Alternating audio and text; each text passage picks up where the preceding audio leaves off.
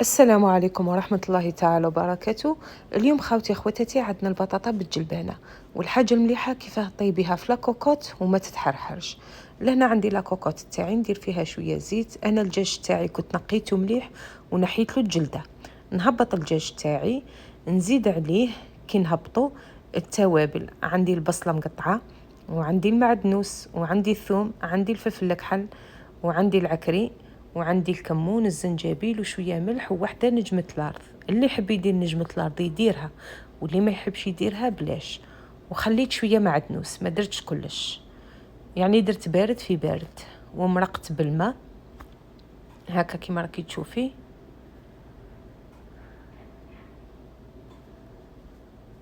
على ما تتقلى الكوكوت تاعي، انا لهنا قشرت البطاطا وحطيت معاها الجلبانه. هاي اللي بدات تتقلى.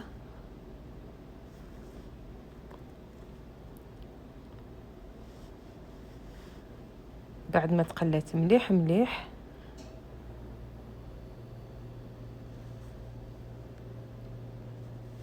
قليت ماشي قليتها، لانه نقليها هي اللي نهبط الزيت ونقلي فيه الدجاج. ولا هنا مرقتها وخليتها في الماء تاعها هذاك شغل تتقلى شي 5 دقائق حتى ل10 دقائق.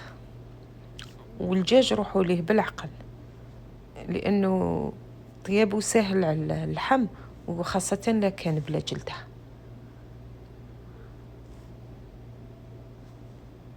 هاوليك لهنايا 5 دقائق، 6 دقائق انا في الحقيقة ما زدتوش. هاي طلعتها ل11 دقيقة في التايمر، درت 11 دقيقة، بصح في طياب انايا دالي 6 دقائق.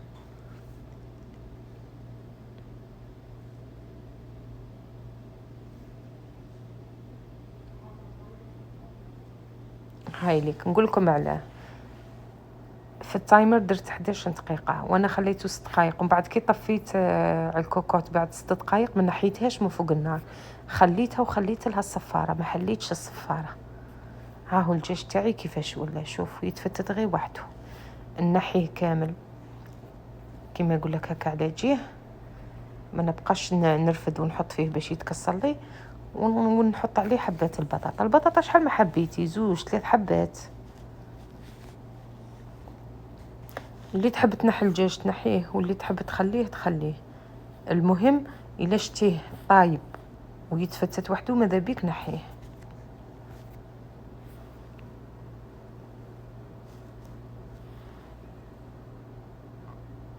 هاي البطاطا حب اللي يحب يديرها طويله، اللي يحب يقسم الحبه على 4 ويزيد يقسمهم على 4 تعطيه 8 مرصوات.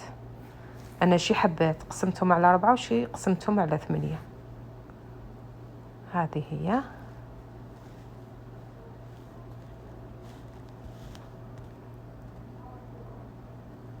حطينا الجلبانه تاعنا من الفوق، حاجه سهله ماهله وبنينه، وسختو الخدامه والله العظيم ما دات لي حتى 20 دقيقه، لانه الدجاج انا كي نكون في الخدمه ديما نوجدو هو ولا اللحم، وغدوه من ذاك كي نجي غير نجبد ونطيب. يعني ما ديتليش حتى 20 25 دقيقه. هاكي اللي يحب يدير القارص يدير، اللي ما يحبش يدير بلاش. انا نحبه بالقارص. زدت مرقت شويه بالماء سخون كيما راكم شفتوا.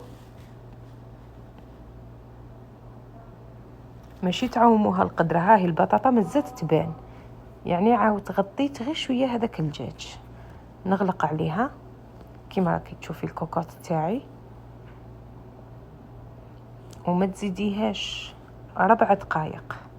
راني نأكد ونعاود، تغلقي الكوكوط 4 دقائق وما تحليهاش، خليها فوق النار شي 3 4 دقائق واحده اخرين. عاد نحي الكوكوط تاعك على جيه وحلي لها الصفاره.